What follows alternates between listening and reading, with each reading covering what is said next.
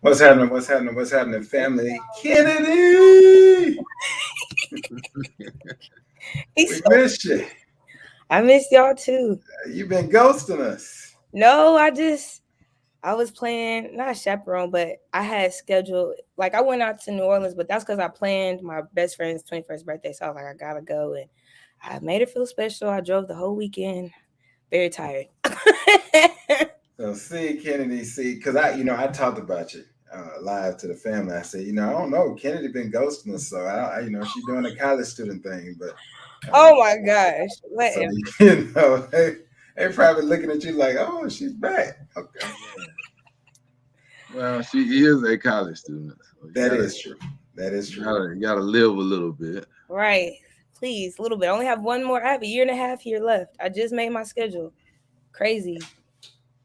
Well, you can be like I was and be a very studious student that just went to class and had fun too, but just made it all work within in the schedule. So I had roommates and things. They tended to party a little bit more than I did, and but I was always dutiful and went to class. And do you really want to have was he like this? Do you really want to have a discussion on the air? Right, Dr. Irvin was like, he really like this because we have right he here. He was. Yeah, but we don't want to have the discussion on no, that. I know where he's going. I know where he's going. Opened it up, and Kennedy just asked a valid question: is were you really like that? And the answer is yes. But ask him what happened with all that dutifulness when it came to GPA time. Well, look, what happened? Life will throw you unpredictable sometimes, right? And so I think that what I learned, there is something to having balance in life, because when you have balance, you execute better at all the things you do. So I didn't have the balance. They had better balance than me. So they actually performed better than me that semester, even though I did the dutiful thing. I didn't have balance because that's all I did, that and work. Now, the other part to that story is, somebody had to be responsible and pay the bills. When you get the upper class, when you're off campus, somebody had to be responsible and do that part. So that's why they outperformed me. It wasn't just because I was dutiful. I worked a lot too. That's all I'm saying. So, Kennedy, here's what he's referring to specifically, since he's being all vague. So, we were roommates. We had an apartment off campus. And he was not the only person working. 3 out of the 4, because we had 4 people pretty much staying at all times. 3 out of the 4 worked, but 3 out of the 4 said, "Hey, Leslie, we're about to institute a whole study regime. Do you want to join us?" And he asked for, as Leslie does, he asked for an explanation of what it entailed. Right. And so we said, well, we've come up with this new plan of study where we're going to study for 60 minutes a night with no distractions.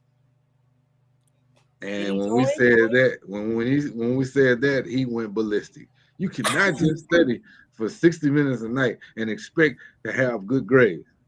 And so we said, you want to bet? But because he interrupted the presentation, he missed crucial facts. And those crucial facts were, we would study for 60 minutes in the apartment. But after class, because we had classes together, we would meet, go over notes while it was extremely fresh. Like before the professor could get out of there, we would go over the notes, make up the agenda for what we were going to study that night. Yep.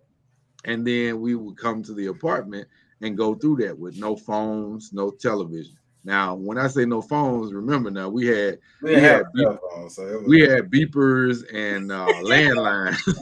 So it's not like we had the distractions that you all have. But we did have a television, so we agreed we would not turn that on. But after 60 minutes, then it was spades, tournaments, and all kind of other shenanigans. the So it problem was Peter's was fault, the, basically. the problem was that when they were studying, I was working, and by the time I got home and I'm trying to study, they are clowning, so I can't focus. So I didn't get my 60 minutes of undistracted. See, it's always but here's the thing with revisionist history. I mean, I'm pretty sure there's somebody in the audience listening that could back me up, but he would study for 4-5 hours a night. But Kennedy, you got to understand.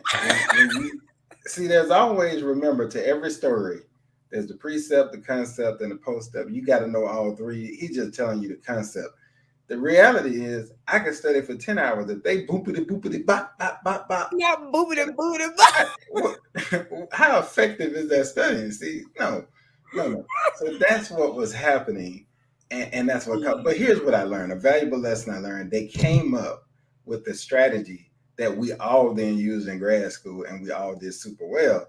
And it was based on that strategy that we found it through that experiment. So they proved me wrong. They had the better plan, and it showed me something that it's always not quantity; it's the quality of what you do. And so that actually changed my life in grad school and going forward. So I owe them that. That's the only acclamation they're gonna ever get from me. Right.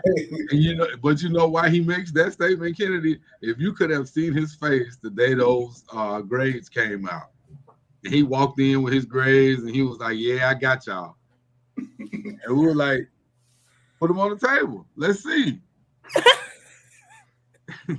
Oh man. Let's see. Let's get into the show. Let's get into it was over. It was over once he saw my grades because I had a 4.0. So it's like, okay.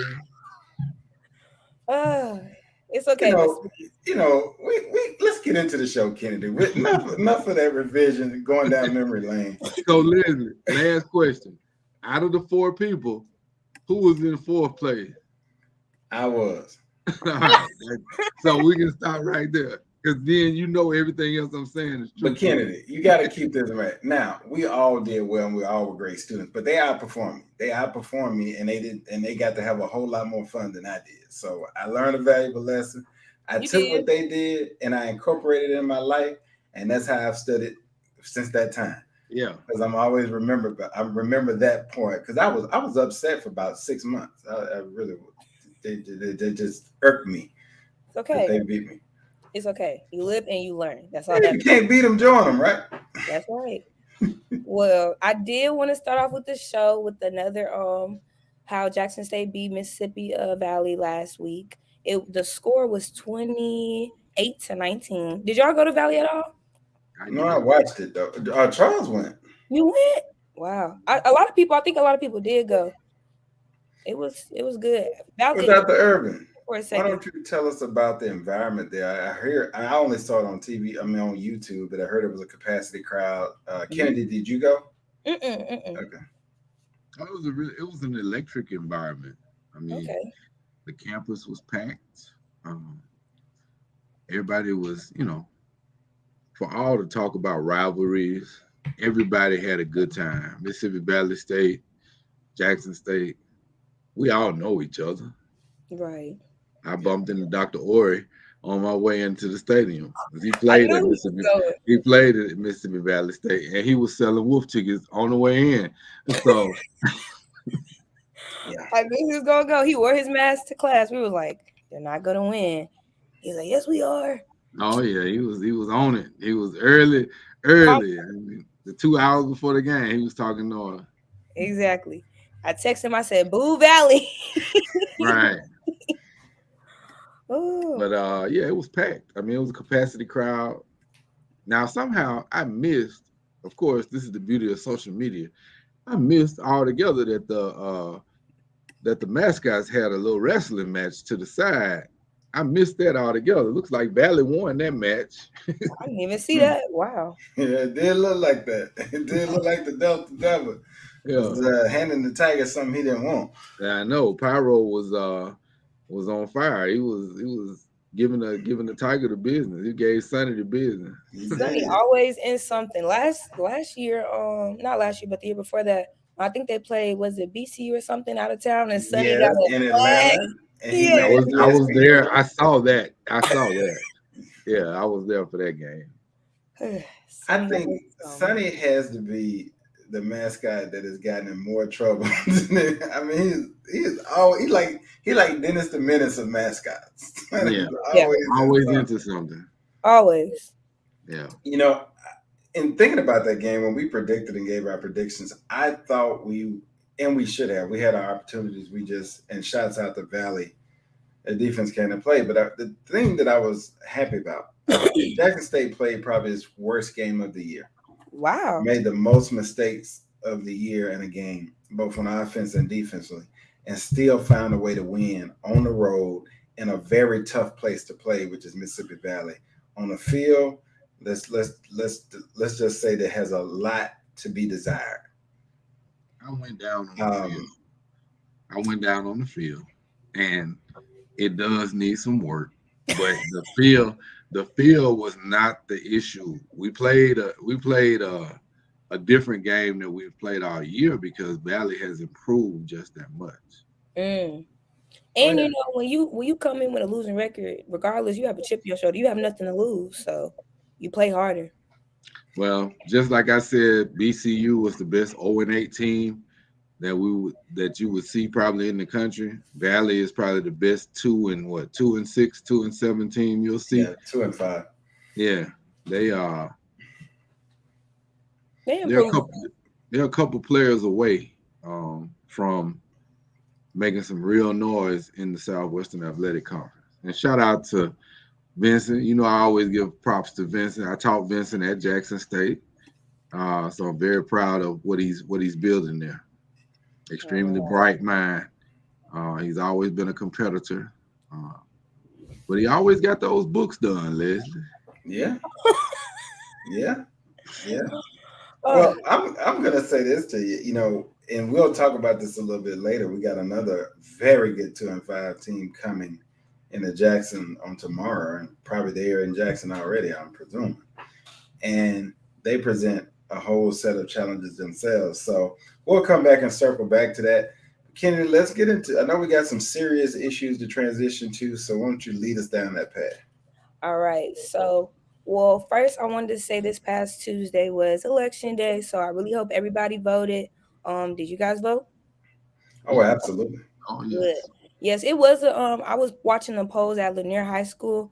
It was a the voter turnout, it wasn't bad. So I was only there from 8 to 2, so I can't say I was there the whole day. But I mean, it was good. But I really wish it was more people there. It was one lady. I was just like, "Thank you for coming to vote." She said, "No problem." She's like, "This is what I want to be. We need to vote. More people do need to vote." She was like, "My friend asking me where you going." She's like, "Girl, I'm gonna go vote." So Yeah. hopefully, like I could see a slow progress. So I'm happy about that though. We were really pushing that out. A lot of people from the Pre-Law Society, Family Hammer Pre-Law Society at Jackson State, where Dr. Irvin is our advisor. They really were poll watching. They went to go vote. The Family Hammer Pre-Law Society did a $25 gas. Well, it was a gas raffle or just a $25 gift card, and just letting people know, like, hey, post on your social media with your iVote sticker and tag us. You can enter a raffle. So one of the Law Society members, Kennedy Allen, won. So it was really fun. It was a good day. So hopefully going forward, I think the city of Jackson is really, really starting to take slowly but surely taking elections seriously. So I hope so.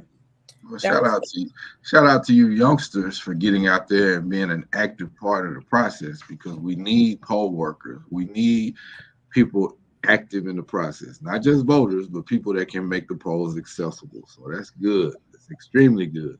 Thank you, thank you. I did it with the Mississippi Black Women's Roundtable. So yeah, they Yeah. presented the opportunity to us. So shout out to them as well. Yeah. Um, And did you want to give any of the highlights or recaps of the key races that we talked about and the final results on those? Well, we're going to a runoff for the Yeah. sheriff's race. That's the one we highlighted the most. You have two candidates remaining. They will go back to the polls on November 23rd. Marshawn Chrysler, who is acting or interim sheriff right now, and Tyree Jones. They both made it to a runoff. Oh, yep.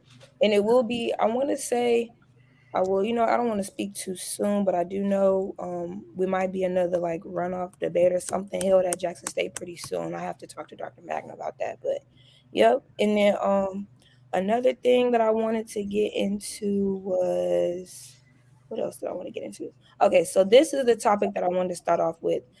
So today actually was the beginning of Ahmaud Arbery's trial.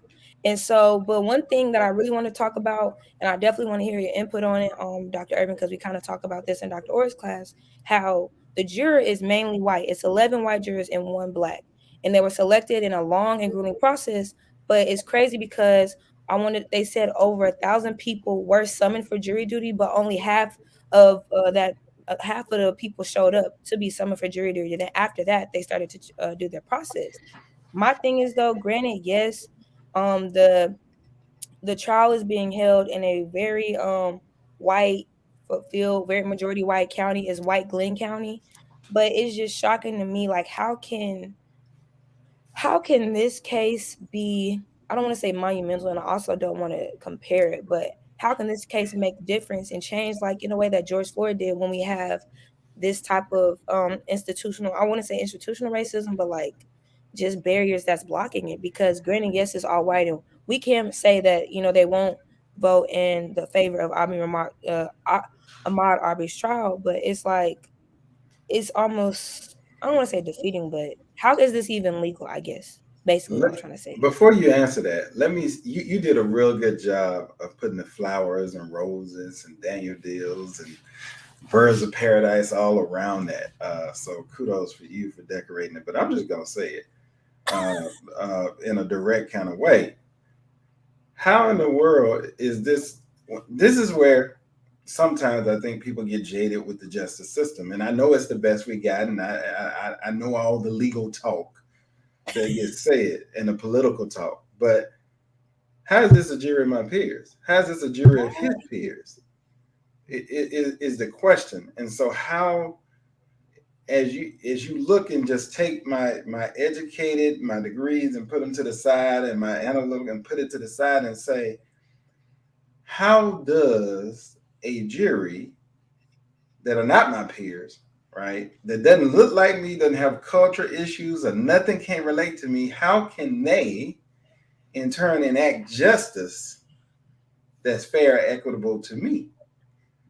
That's just a question that a common man would have. So I just wanted to put that out there, and I'll let you take it from there. Yeah, here's what I want you and Kennedy to do. Take one step back. Okay. Jury of your peers does not mean that you get to go out on the plaza and pick out people that look like you. Jury of your peers are composed by the people that are in your jurisdiction. Understanding that, Kennedy gave away the game in her intro to this topic when she said only half of the number of people summoned showed up for jury duty. If you're in a majority white county and half only show up, then that means you end up with the type of numbers that you end up in this case. They had 12 black jurors in the potential jury pool, and the defense was able to use their strikes to narrow it down to 1. The prosecutors raised the issue of race with the judge, but the judge said no, they did what they were supposed to do. So in highlighting the issue, yes, I understand you said you did couch it as what the common man would think, but that's not what the law says. The law says jury of your peers. Jury of your peers is made up by the taxpayers of the county in which whatever happened. That's exactly why I did that, so you could break that down. The next one is break down the strike process in terms of how many strikes does the defense have and how that kind of works. Because I think a lot of people don't really understand how that works, and I'm just trying to wrap you did a great job of saying that. But we're trying to educate here so people can understand how important it is to show up for jury duty and why. So talk to that. Yeah. So you have two different types of strikes in a jury trial. You have what's called a peremptory strike, meaning that it can be for no reason at all. It's a strategic strike. Remember Stratego? Mm-hmm. Yo, So do yeah. I? So you get to use those. The judge assigns the number. It can be as high as 12, depending on how large the jury pool is. Um, and then you have strikes for cause, meaning that there is something about the questioning of the juror, which is called voir dire, which voir dire just simply means to tell the truth. The interaction between the attorneys, the judge, and the juror. They get to ask questions to determine whether or not you're the best fit for the particular case. And if it's a strike for cause, then the judge makes that decision. You can announce it as a strike for cause, and then the judge will let you know whether or not they approve it or they deny it. So that's the two types of strikes. In this case, I think they had 12 black jurors in the potential pool, and 11 of them were struck. I also want to mention too, just also in the article it said among those who did show during 2.5 weeks of questioning by the attorneys, many said they knew the defendants, had already formed strong opinions about the case, or were scared to serve as part of the panel, pointing to the potential consequences specific verdicts may have on the community. So I also think not just like this case, but a lot of cases and a lot of monumental cases as well, whether it's fear or you knowing the defendant or having already have a preconceived type of opinion about it, that goes into play when it comes to jury selecting. And also I feel like laws have been put in place. Of course there's loopholes, but jury tampering as well. Hopefully, even though the judge said they did it right, well, we'll see. But I guess I could understand how it is only one black juror, but it is just sad to say that, some people already had a strong opinion about the situation and they, whether they think it's wrong or not, it's hard to, I think, as citizens sometimes, and I guess in our law system as well, how we could just choose random people to decide our fate in a way, especially some people who know nothing about the law. So, hmm. But it Well, is. that's because they are deciders of fact.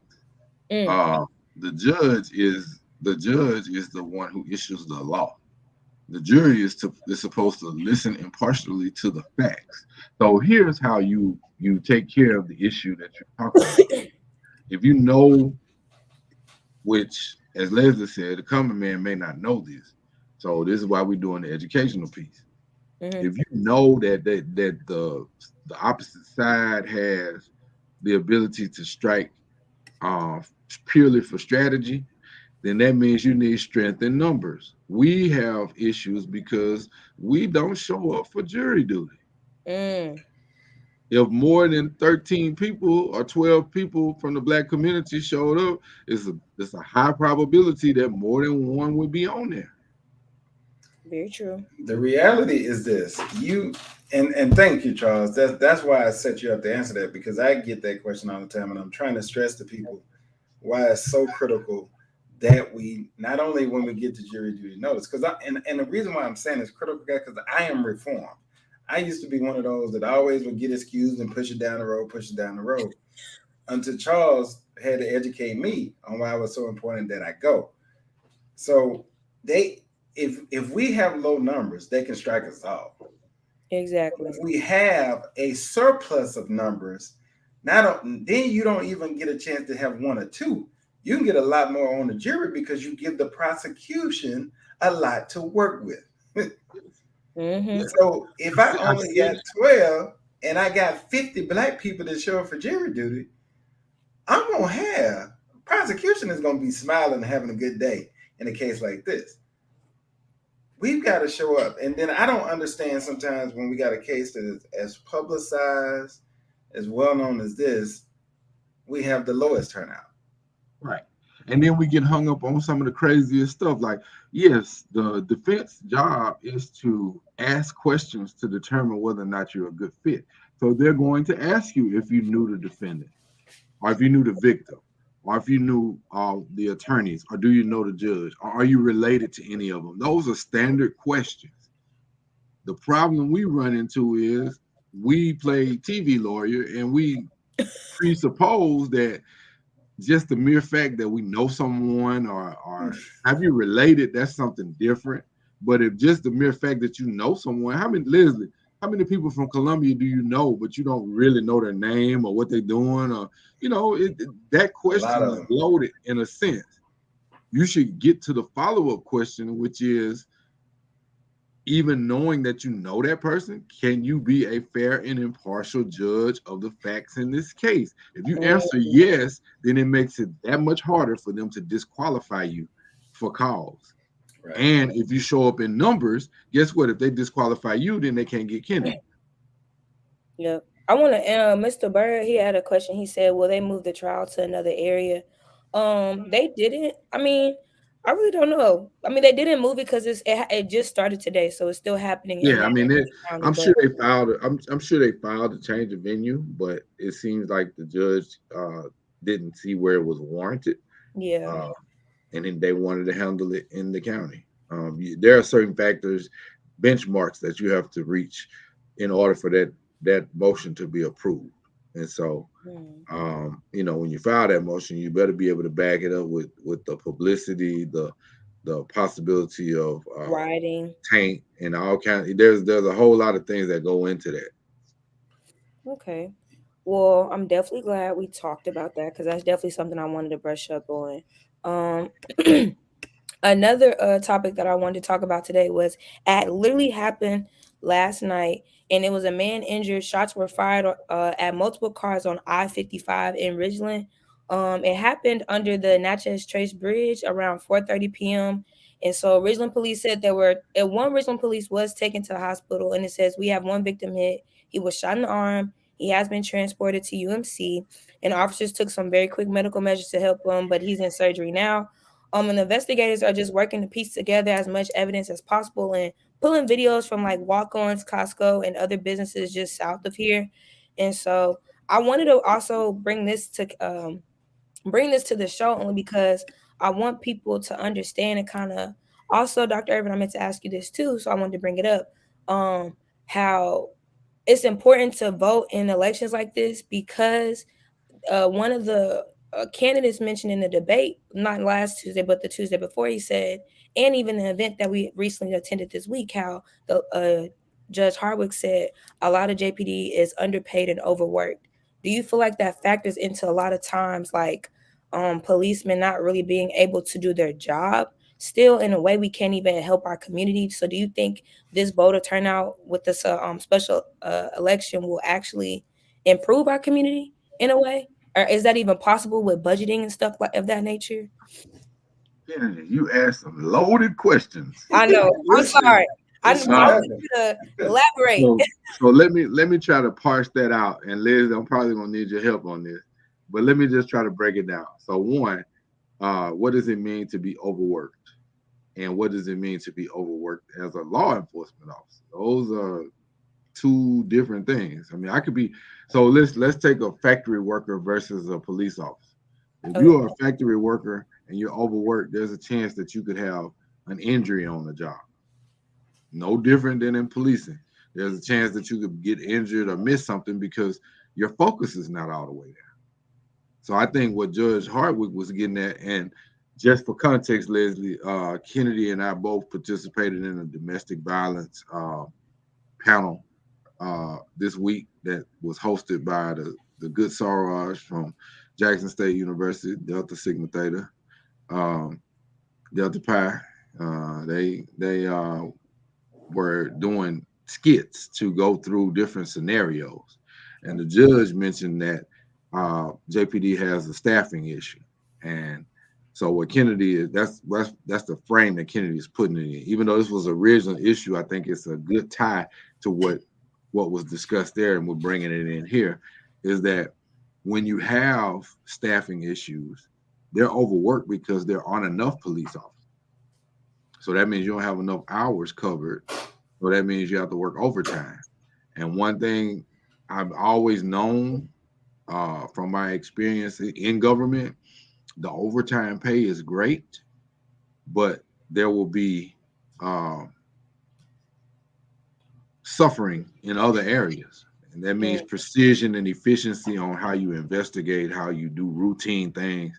And then if something big happens, do you have the mental focus and clarity to deal with it the way you would if you were rested and fully staffed? So that kind of oh, gets at what part of the question that you're talking about. The second part of that question, and this is where I'm asking Leslie, because Leslie posed this question to me last week. wow. What's the relevance of having a strong sheriff? Okay. So when you get into these type issues, my answer then was you need someone who understands collaboration and interagency work because the sheriff is responsible for the entire land mass of the jurisdiction. Well, Ridgeland is our neighbor. If you have a strong sheriff that handles gun issues well and has cooperation, then you can get to a swifter resolution. So, Leslie, here's my question to you. Based off what you not now know about the role of the sheriff, don't you think a strong sheriff could help here?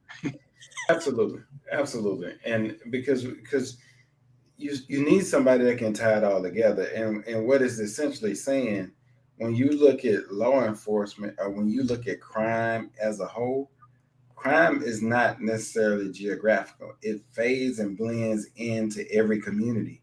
So you need a comprehensive approach. The only way you get a comprehensive approach is through a multiple law enforcement agencies and departments working together, task forces, because nobody has enough um, power and resources and manpower or female power on their own to get it done.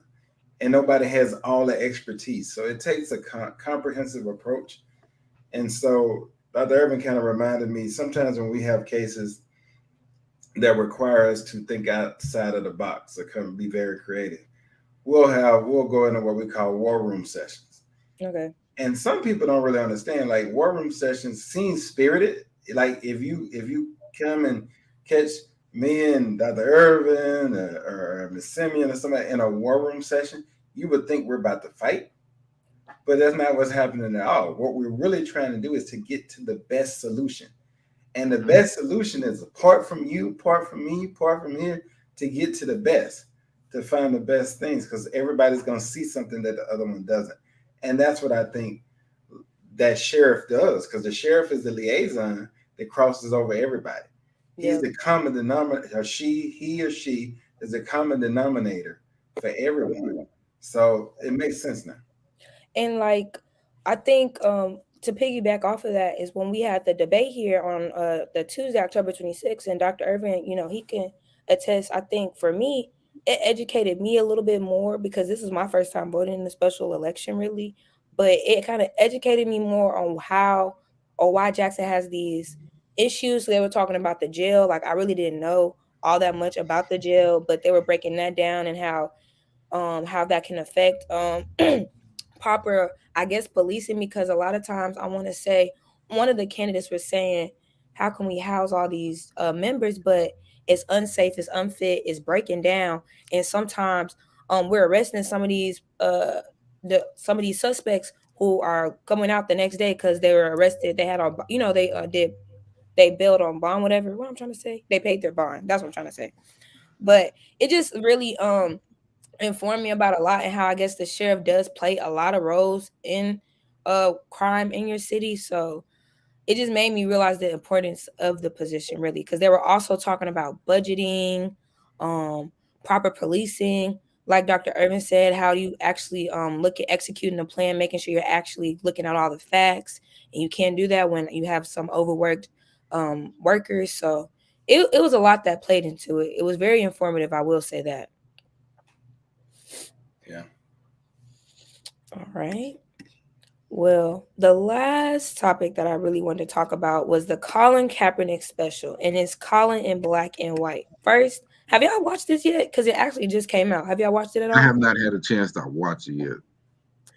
Okay, Mr. Peters, have you watched it yet? I started. I have not finished. I just in the very beginning of it. So talk to me. What you see? So it's actually like a docu series. When I watched it late at night, I was thinking it was a documentary, but it's actually a docu series. And I've only watched the first 3 episodes, but I really liked it because it told Colin's perspective of his life and also how football played a role in it. But it also brought it. He kind of related it to slavery and how at a lot of times, like at the combine, he was saying how they just look at you as a product. Basically, they're weighing you out, and it's relating it to slavery. So then, in the first episode, it kind of transitioned to back in the day walking in with the shackles and I'll buy this N word for such and such, or he'll be a good, a good slave and so a good worker. And then it goes into like I didn't know Colin Kaepernick was adopted. So when I was watching this, you can tell, and I'm trying to watch my rating. What I'm trying to say, what I'm trying to say is, you could tell how both of his white parents in a way suppressed his blackness and put him in white spaces where he felt unconfident or really he was confused about himself because he was talking about how he got braids and his head was so tight and it was hard for him and trying to I guess code switch in a way and really understanding him. So I think everybody should watch it. Hopefully, you guys will. It's a good docu series though. But he also got some slack from it like normal, especially from Fox News. So yeah. Of course, of course. Um, I haven't watched the year Kennedy, but I will tell you that the combine is notorious for spandex and weight measurements and speed measurements and height measurements. Physical And movement. and then when they take they just recently started letting you know what the score was for the psychological and analytical battery that they do, because that was something that they would always hint to that would cause black quarterbacks not to be uh, Yeah, fit for the high wonder draft leg. picks. Can you elaborate on that though? I didn't even know they did that at a combine. Like what Yeah, so talk to them psychological? about the test, Leslie. So they take this test called the Wonderlic test, and the Wonderlic test is supposed to, quote unquote, supposed to determine the football IQ and your ability to think and process enormous amounts of information very quickly and to be able to execute, which is what a quarterback has to do. So when you think about the role of a quarterback, they drop him back in a matter of 3 to 5 seconds. They literally got to see the whole field while people are trying to come at him and kill him and make a good decision. So they're trying the it's a psychological evaluation to test that supposedly. Now it's come on the heat for years saying this test is some of the same things they say about any of our standardized tests, whether it's the ACT, SAT. Those tests have some biases Mm-hmm. that they've determined and been able to prove, and the Wonderlic is no different. So now they've started releasing the scores of that. And what's interesting though, when they had to start releasing the scores, the way the perception was before that only African American quarterbacks were struggling with that test.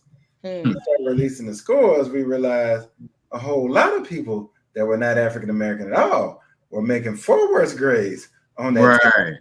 I And mean, and the then media never would speak to that. the flip side of that is, wow, these black quarterbacks are actually doing pretty good on the Wonder League. Exactly. Hmm. Whereas before it was just kind of a whisper of, well, they didn't do too good on the test, so we don't know how they're gonna process. So that would tax them And and drop them down in the draft. that's literally what like not in the like in the draft per se, like in the scene in his docu series, like in the first couple episodes, but like when he was trying to go out and be on the starter quarterback for the varsity team, he was a freshman, and he clearly outperformed his competition, which was one of his white peers. But the white coach was just like, we're gonna go with Jake, Colin. You're just not gonna be quarterback because Jake knows how to make game time decisions and stuff like that. And so I Mhm. was just like, you could tell, like in my mind, and we kind of talked about this in one of my other classes. And all I'm saying is just, I just wonder if he was brought up in a different type of environment or household, would he be more confident as a man? or would he actually be more assured of himself as a black man? I don't think he's lacking in confidence, though, Kennedy. I think the circumstance that you're highlighting is implicit bias. Yeah. And the reality is, like Charles said, once they had to release the test, you found out black quarterbacks were doing quite well, a lot better than some of the quote unquote poster child quarterbacks of the NFL that were not black. And so now you don't hear that narrative as much anymore because now it's all out in the open. But early on, you got to remember, for years, it wasn't until the last 10, 15 years, maybe 20, that you start seeing black quarterbacks and really still in the NFL. It's still not that many. Yeah, they could play every other position, but not quarterback. And if they were backup. And so, a lot of people paved the way. But a lot of that was because they wouldn't, here's the thing, the Lamar, the quarterback of Baltimore, help me, Charles, what's Lamar last Jackson. name? Lamar Jackson would not be a quarterback in the NFL if this was 20 years ago. So yes, that's interesting. Let me just talk about that for 1 second. Mm-hmm. So Lamar Jackson's agent is his mother, and so his what? His mother, and when he was coming out, all of the execs kept trying to talk to him about changing positions. Wow.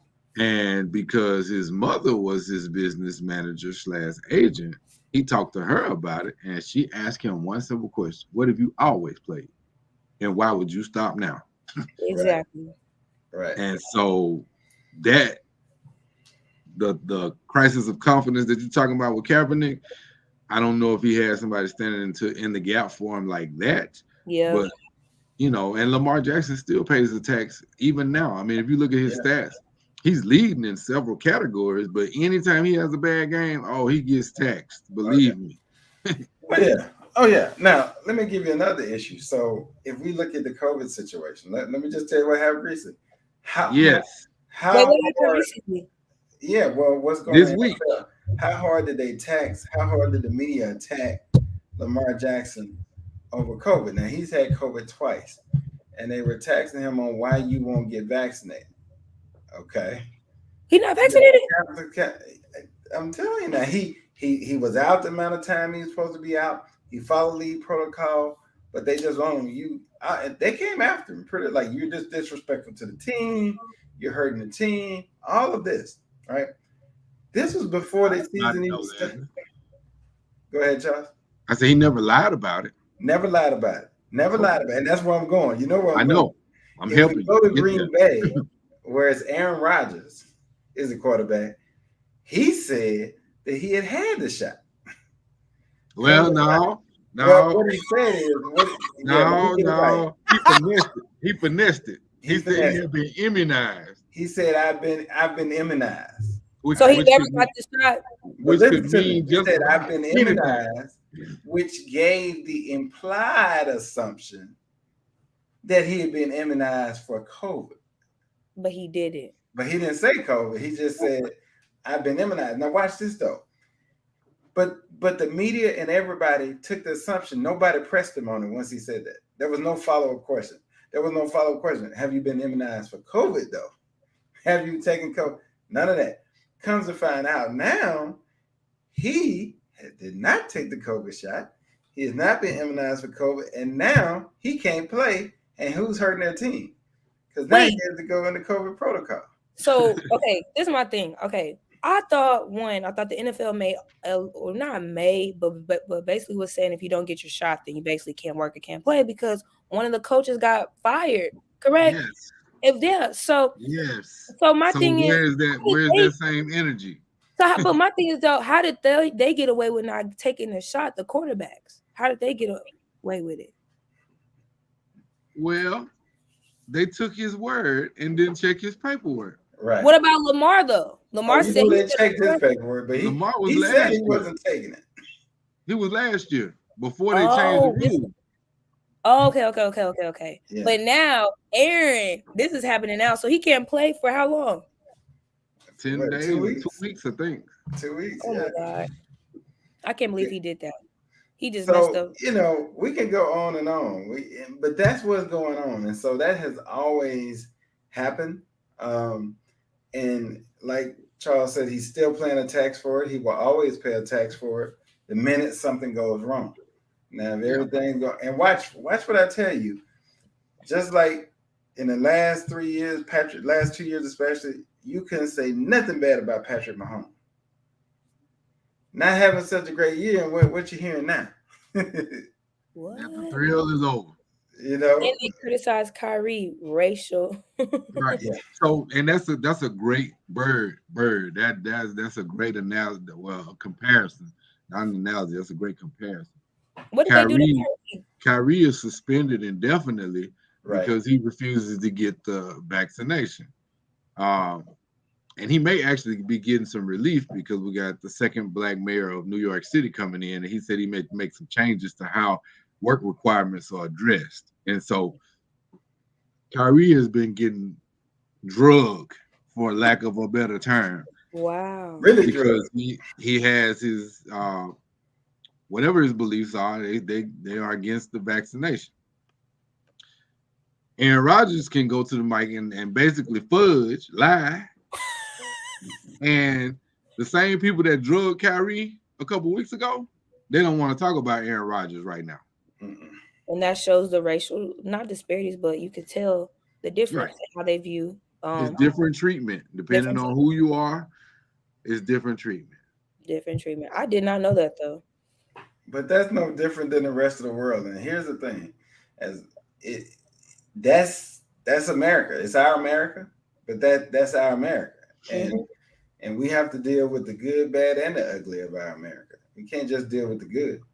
Very true. So I think one of the things we try to do on this show, we're critical of things that just are not right, whether it's us doing it, whether it's somebody else of another race doing it. We try to just be fair about it. And if somebody can come on here and give me a better cross point community, I am not above saying, you know what? Never looked at it that way. I respect that point. I agree with you. So, but the reality of it is, there's a reason why there was a series done by CNN, Soledad O'Brien, years ago called "Being Black in America." Because if you're Black and you're in America, there's a different life you live. Regardless of how much money you have. Because the undertone of it all is that America, until America solves its core problem, no matter how much money you have, America will always let you know what you are. Bingo. And that's the problem that America needs to solve, that America hasn't solved. And so that's just the truth. Yep. Well, y'all, these are all the topics that I wanted to talk about today. I'm going to give it out. Mr. Peters. Oh, you do have one? All right. Well, yeah, I got one. Your way. So, Rock and Roll Hall of Fame recently had a new class, and the first solo hip hop artist was inducted into the Rock and Roll Hall of Fame. Who? Sean Carter. Yes. Jay-Z. What? Yes. Yes. He was introduced by Dave Chappelle, and some kind of way, the former president, Barack Obama, was a part of his introduction as well. It's a big feat. Rock and Roll Hall of Fame is a big deal. But I wanted to highlight it because if you're a fan of hip hop, if you're a student of hip hop, if you grew up with hip hop, then everybody has a top 5 MCs list. And I don't know. Jay is on some. He's not on some. He's on my list. He's on my list. I can tell you that. Leslie he's on my list too. Yeah, I mean he's he has been a storyteller and a trendsetter for all of his career. And so here's what made me think about it though, and want to put it on the show today is that he is the executive producer for the new Western that's on Netflix. I'm going to watch it this weekend, The Harder They Fall. I watched it. It's so good. Sorry. Go ahead. Yeah. And so basically, I think Reginald Bird is in the audience today, and I heard Bird talking about it. So shout out to Bird because he brought up some games, some pure 100% history. That the names that they picked for the movie, those are all real black cowboys. Yeah, I did not know that. It's a yeah, great movie though. Like, wow, I loved it. yeah. Actually. So shout out to Brother Bird for bringing that to my attention. So it's on my list for this weekend. I gotta wait to see what the Tigers gonna do to see whether or not I watch it Saturday night or Sunday night. Yeah, I definitely gonna have to watch that. That's a good one. Yeah, Harder Than and Fall. Okay. yeah, and then the second thing that made me want to highlight uh, Mr. Sean Carter as the inductee is the good that he has done in the community. He went from dealing crack to providing opportunities. He's taken the ills in his life and flipped them into a positive. Gloria Carter is his mother, and she runs his nonprofit. Just this week, they were doing back to work job fair hosted by the nonprofit to give people in the New York City area opportunities to get back to work. That's one. Two, he is a trendsetter in and out of the booth because um, everybody knows that Facebook changed the name to Meta. Well, what they may not know is metaverse is a sci-fi term that goes back, for those of us who are in the sci-fi, it goes back years and years. It's like virtual worlds. Think Tron, think Star Wars, think 1984. I mean, the duality of man. Think Avatar. Kennedy as an avatar walking in the digital world. Well, guess who one of the biggest investors in the musical metaverse is? And that is none other than Sean Carter. He's on the cutting edge of the frontier. He's doing history on one side, jobs on another, and on the other, he's investing in the future. I'm sorry, can you repeat that? You said what you said, Dr. Irvin? No, I was saying that he's one of the biggest investors in the musical metaverse, not just Facebook and its name change and what they're trying to do. There are other companies and other coins out there in cryptocurrency that are focused and had been focused on the metaverse. Zuckerberg just called attention to it because he's trying to hitch a ride. You did. I think Aaron just said you was talking about that in class the other day. Indeed. Trying to put everybody up on game because the world is changing right in front of us. You know, I would tell you this, like I told my class last night, my management class. I said, you know, I always tell the story when I set up. I said, you know, as a manager, truly, I said, as a manager, you have one role. And I said, as a good manager, you're an effective leader too. But as a manager and a leader, particularly, you're not solving today's problems. You're solving a problem 10 years down the road. You're solving future problems. So you got to be able to look out. So I always tell the story of the famous meeting. And this famous meeting has happened some years ago in the late 90s, early 2000. I think it was late 99 or 2000, where you had, and it's particularly relevant when you live around DFW Metroplex, because this company was huge here. It was headquartered here. It was huge, provided a lot of jobs. It was the king of the hill of the industry. And so I know where you're going now. Come on, where I'm going. Yeah. So this CEO got paid a visit by the CEO from this small startup company. And this company was very new, just on the scene, kind of struggling, just trying to establish footing. And so if you go back in time and you think 99 to 2000, you'll think about where the internet was at that time. So it wasn't, broadband wasn't accessible for just about everybody at that point, except for unless you were a corporation, because you didn't have it at home. You were still busting out that AOL dial-up, you know, in the 90s. So when this CEO, the small company CEO, came and had the meeting, the big CEO was gracious enough to give him a meeting. He wanted to form a collaboration, even offered to be acquired by them because he had a vision of what the future would be like. And he told the big CEO, he said, you know, the future will be one day people will watch movies from their homes via the internet. One day, people's entertainment ecostructure will literally provide the same entertainment cross devices. So they could literally be watching on their TV, leave the house and watch on a mobile device, and then go somewhere else and watch on a different device. And he talked about continuous flow of entertainment. Well, the big company CEO told me he was pretty much just kind of dismissed him, told me he was crazy, denied, rejected the offer to partner, rejected the offer to acquire that company. So when you fast forward to today, that big company CEO is out of job and that company is out of business. And that little company CEO is called Netflix. Wow. And that big company CEO that's out of business was called Blockbuster. And so it just reminds people that you got to look out.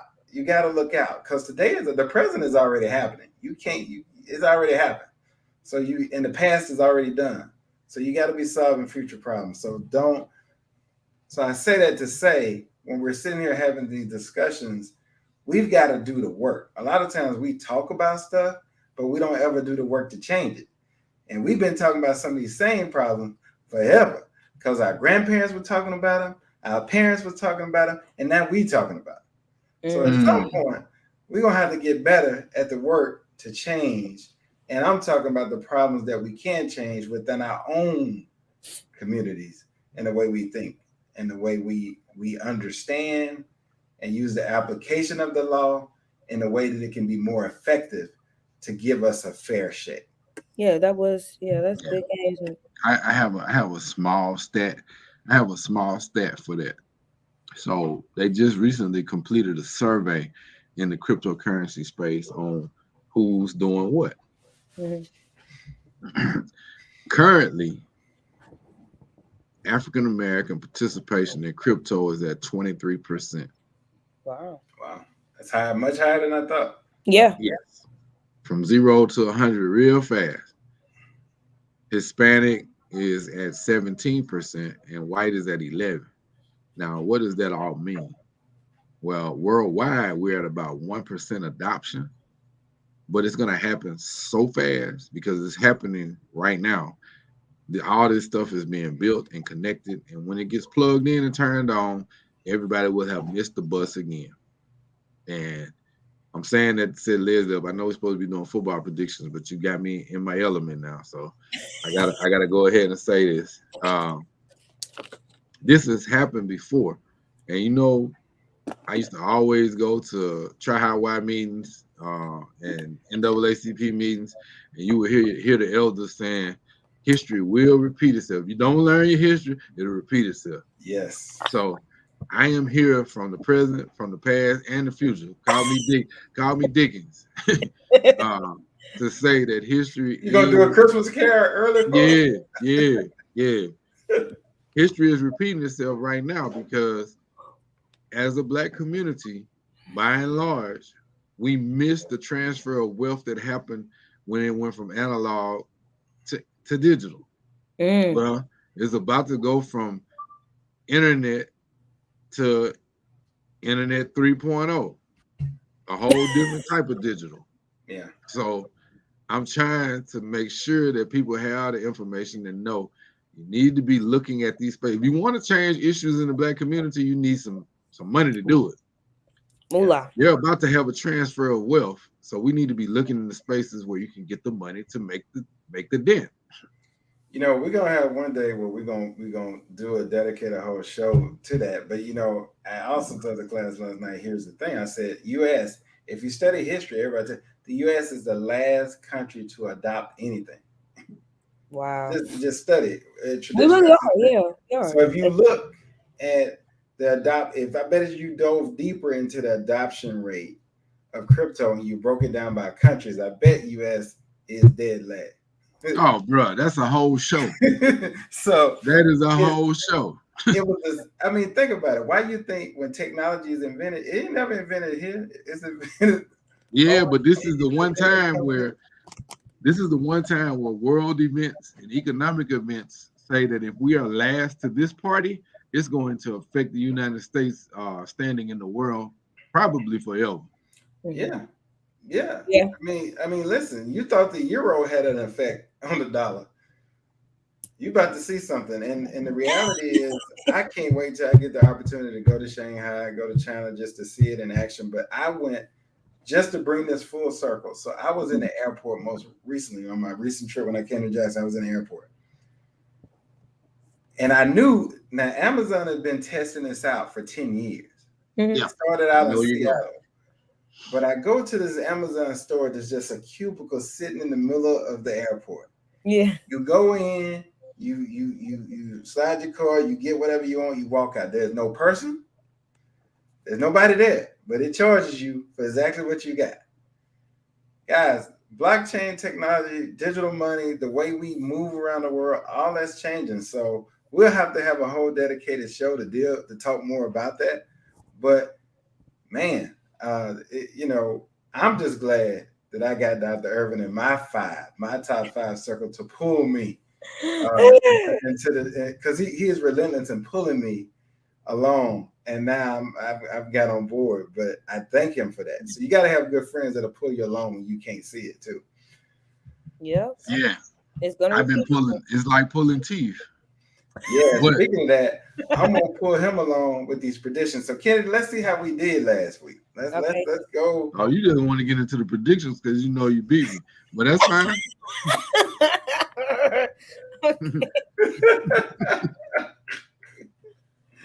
Look, you gotta what's the song? Old Kenny Rogers song? You gotta know when to hold them, Yeah. know when to fold them, know when to walk away, and know when to run. Yeah. But it's okay. It's all in the name. It's all in the name of getting better each week. So I know. Hey man, I made a nice purchase this week. See, you didn't have to tell me. All right. So last week, week 9. Let's go through that to see how we did. Week 9, we had Arkansas, Pine Bluff, and Texas Southern. We both picked Texas Southern, so we both got that right. Got that right big as Texas Southern beat UAP beat 59-17. Yeah, gave him a little small 50 piece. Yep, and they coming to Jackson. They probably in Jackson right now. Off a little high. We got the Magic City Classic, Alabama A&M and Alabama State. Dang. Charles, you picked. You remember? I picked Alabama State. You picked Alabama State. I picked A&M. So I got you on that one. Then the next one, we had Grambling at FAMU. I picked Grambling. I'm allergic to FAMU. Yeah, I picked FAMU because I just didn't think Grambling could do nothing with that defense. Yeah, and Grambling let me down right. 26-3. Yeah. Jackson, what kind of Jackson State left? Alcorn and Southern, I was wrong. I was wrong again. Now Southern messing with me. Now when I pick them, they lose. When I don't pick them, they win. You know what I'm saying? Like, you know. So I look. It was a great game. If you didn't get a chance to see it, it really was a great game on ESPN 3. I mean, Southern they did that. They came to play and they upset Alcorn 38-35. If you go across the bridge, here's an advisory warning. Kennedy, are you going to the Jackson State Southern game? Yeah. Okay, so that's something you should, as a Jacksonian, all Jacksonians need to experience playing Southern at Southern. Yeah, you need to experience that. But you need to understand that you are not going to Baton Rouge for the game. You're going to Scotlandville. Big difference. Yes. When you go across that bridge in the Scotlandville now, it's gonna look very similar to 1400 Lynn Street. Yeah.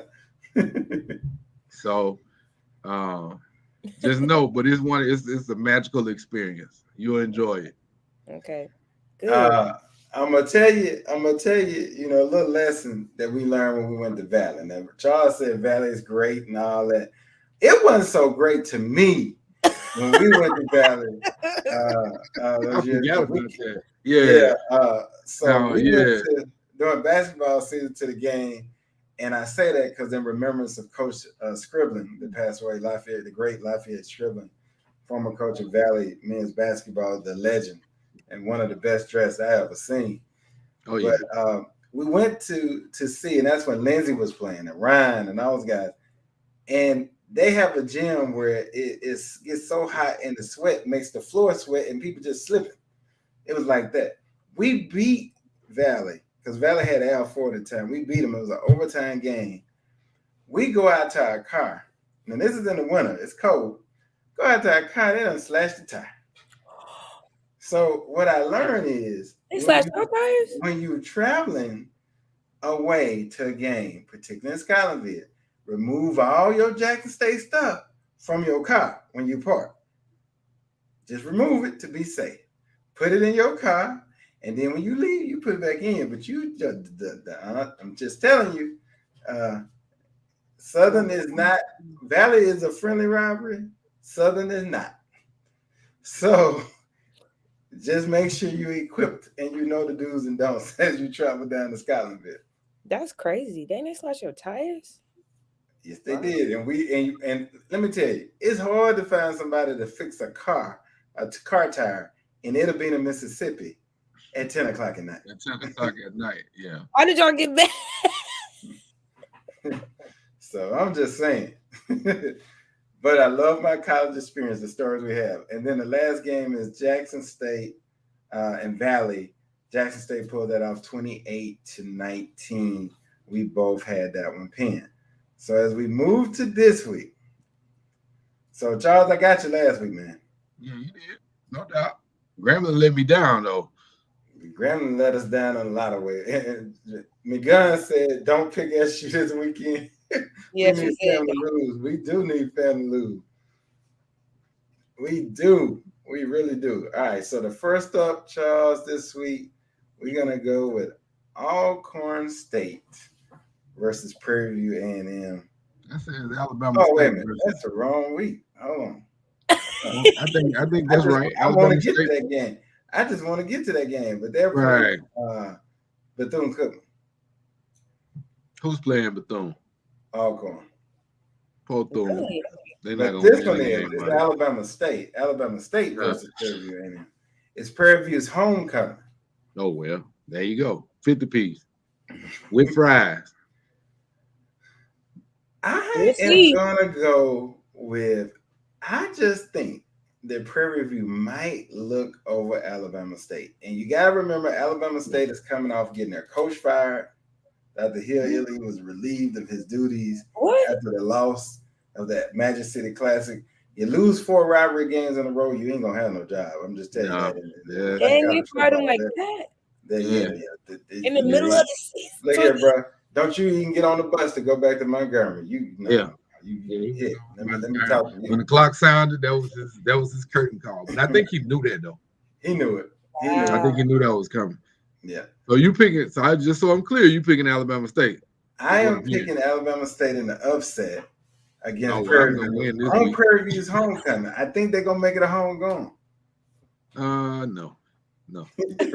Prairie View is much too talented to let that happen. They get to play at home, they get to play at the crib, and it's homecoming, and they're mad because the school is not letting them tailgate. Yeah. Dang, they not. Alabama State is gonna have to pay for that. Yeah. Okay. So all right, you got this down, Kennedy. I'm going with Alabama State. See, he taking the conservative play. I'm gonna take the gamble. Okay. Alabama State made me proud. I got faith in the coach that is the acting interim coach, Travis Peterson at Alabama State. The guy can coach. Either this game is going to be an upset or they're going to get blown out. I'm going to cheer for the upset, but it will not be close either way. They're gonna get monkeys though. Okay. All right. Next up, we have Grambling versus UAPB, and I know nobody cares, but that right there, I don't even. Yeah, let's make this one quick. Who you got? Grambling. Grambling. Anybody but UAPB. Yeah. All right. Here we go. FAMU versus Southern. Ooh. I hate to pick this one. But I have what I have been telling you all along. You go to Scotlandville, you better be ready.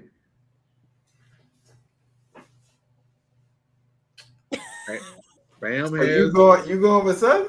I'm going with Southern. I am going with FAMU. All right. They just got a lot to play for. FAMU is arrogant enough to believe that they're supposed to go in Scotlandville and take the halftime show and the game. I don't know if they can pull it off, but I'm just gonna go with my gun and say I want FAMU to lose, so I'll take the loss if they take one with me. So I'm gonna go with FAMU. Yeah. You know, I don't really root for Southern like that. I don't like either one of those teams. But right. Southern is on a bit of a resurgence because their coach was on his way out. Yeah, I know he had packed this little mini suitcase with his picture, but he beat Alcorn, so they probably told him he can unpack it for 1 week. I heard he'd already shipped his. He'd already made plans to ship his furniture. Right. All right. Alcorn versus Bethune. At Bethune, in Daytona, it's an early start, 11 a.m. start. Ooh, it's an early game. Yeah, they wanted to go ahead and get that out before the TVs came on. Poor Bethune, man. Bethune is winless, and they will remain winless. Alcorn bounced back after the upset by Southern. I think McNair is too good of a coach to not get him back and get him in the right mind space. Bethune is winless going into this game. They'll remain winless after this game. I gotta go with Alcorn. Alcorn. I hate it for Bethune though. You know, you don't want to play Alcorn after they got embarrassed at Southern. Right. They're gonna be mad. Bethune might go winless for the year because then they. But I'm gonna tell you who don't want Bethune to lose. That's FAMU because you don't want to go play Bethune and Daytona FAMU. And they haven't won a game.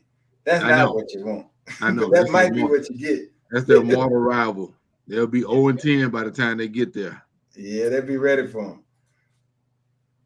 Mississippi Valley and Alabama A&M. That game is in Huntsville. Okay. Can Valley travel? Is the question. I got Valley with the W. Although A&M is a high-profile offense. I think Valley defense is legit.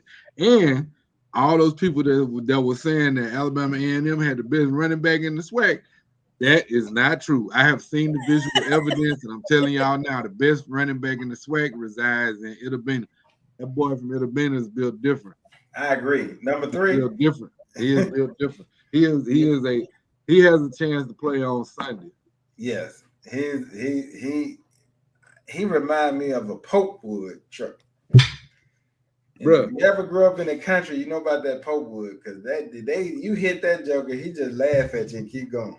as great as our defense is, as many players as we have on defense, he made us look average Saturday. Yes, he did. He ran for 119 yards. And it was not for lack. And then the thing about that is he made us look average because it wasn't because we weren't wrapping up. It wasn't because we weren't hitting him. He just wasn't feeling it. He just was not feeling. He refused to feel it. He was like a superhero. Yeah. He was like Luke Cage. You ever seen Luke Cage, Kennedy? Yep. Yes. Yeah. He was like a little mini version of Luke Cage. Like they were hitting him hard, and he would just look like, okay, all right. So who you picking, man? I'm picking Valley. I'm going with A&M. Valley can't score enough points to keep up with A&M. Okay. A&M will take it because of that fact and that fact alone. Valley just can't score enough points on offense. I will say this. I picked Valley for this reason. Valley had the right game plan to play against Jackson State. If they use that same game plan against A&M, it may cause some problems. They played a ball control, old New York Giants of the 80s type game. They did. A&M is a better rushing team than we are. And Valley Valley can't score enough points. It's just their quarterback is gonna make mistakes if he has to ask to score a lot of points. I don't know if that quarterback is gonna get as much lease as he got against Jackson. He got exposed against us. Yeah. He did. 4 interception game. They got to start looking to see who else is over there. Yeah. And then last but not least, Texas Southern comes to Jackson. You know what I always say, I'll never go against D. I'm always and forever D. So, easy pick for me. It's an easy dub, I feel like. It's going to be an easy win. I wouldn't say that. Caution. Here's what I'm going to tell you. Here's what I'm going to tell you. Texas Southern has scored in a variety of ways against all different types of opponents. They don't really care who is on the other side of the ball. Their offense is prolific. Mm. Now, I think our defense is better than every defense that they played against, so that's going to cause problems. But we cannot go into this game overconfident because they are not badly. They will put points on you in a hurry. Okay. And the future of the SWAC is going to be profiled in this game because their quarterback is a freshman. Body he's a freshman. Sanders is a freshman. Both of them know how to. They both have that arm that can have them playing on Sundays. There it is. Well, there's our picks. All right. And there you have it. We're a little bit long today, but we had a lot to cover. So, Charles, I say we give it to the young gunslinger over there to take us out. What you say? Yes. Let Katie close us out because she has this poster that's floating around that looks like Anderson Park and Bruno Mars for Silk Sonic. Oh, So I want her to talk. I want her to close it out on that note. let me see if She's I doing can. on campus. So it's basically, I'm about to find, let me find it on here too. I'm doing a professional development workshop with my friend Madison Kathy here at Jackson State. And it's just going to be a really great event. Hopefully everyone can attend. Let me see if I can pull it up. I'm trying to save it to my files on here. Did I save it at all? I don't know how to do that on the MacBook yet. I'm still a little technologically challenged in ways. I just got a MacBook, so but I'll definitely send it to Dr. Irvin and Mr. Peters to post it on their Facebook. But if you guys are available to attend, please join. We kind of mocked it like them. It's a really good event. We're just trying to help people just really know about professional development. A lot of people don't, even my age juniors, don't have a resume, don't have a personal statement, don't really know the do's and don'ts of what to put on your resume and what not, what to wear for an interview and what not to wear. So it's really important. I always say you're your own brand. So it's going to be Do y'all Thursday. not have the guidance class no more? College success? So okay, so university success for business majors, I don't know about y'all, but it's like university success. But for business majors, they always had their own separate one because it was geared towards business. Right. But you can take your own professionally development type of classes. So it's up to you if you choose them. I chose one. Oh, thank you, Mr. Bird. And thank you, Mr. Bird. I appreciate it. But Have a good weekend, brother Bird. Good yes. weekend. But no, they don't really have them as much. And I feel like a lot of times people also don't take advantage of the opportunities that's presented to them, like the Tiger Closet and stuff like that. So what Kennedy is telling you, Leslie, is that she's a rock star, and she's trying to spread the word to all of her classmates and colleagues that they got to step their game up. They need to be in rock star status too.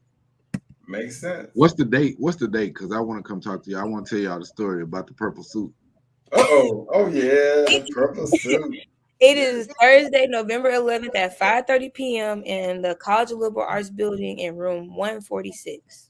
I'll put that in the comments too, so You people. must Do look. y'all That's have a the keynote Zoom? story of the day. You must hear about the You know purple. what? We don't have a Zoom, but I'm gonna talk to Madison and see if we could actually make one just for people who can't make it. I just feel like I don't want to say it too soon, but sometimes when you give people the virtual option, then they just be like, "Well, I'll just watch it from my room." It's like, no, we need y'all to be here. Yeah. Okay. All right. Just remind me so I can put it on my calendar. I think you're doing good things. Thank you. I'm Whatever end goal you have in mind, wink, wink, you're well on your way. Yes. Thank you so much. And also, I'm also been doing a project, Give Back to Jackson. Me and my SGA president, her name is Naomi Harris, Kennedy Harrison. But we're doing a project, Give Back to Jackson. We did one, we had 3 separate dates. It was the Sunday after homecoming, but all that happened. So we just combined the two. The first one we gave out we gave out 100 sack lunches to the homeless.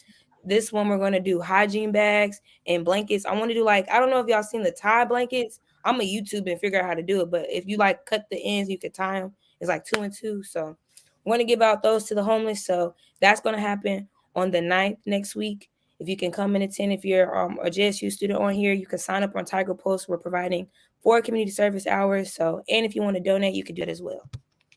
All right. All right. So, yeah. Excellent. Kennedy is doing good works in the community, and we value that. And she is definitely a rock star. So everybody support Kennedy. Thanks, guys.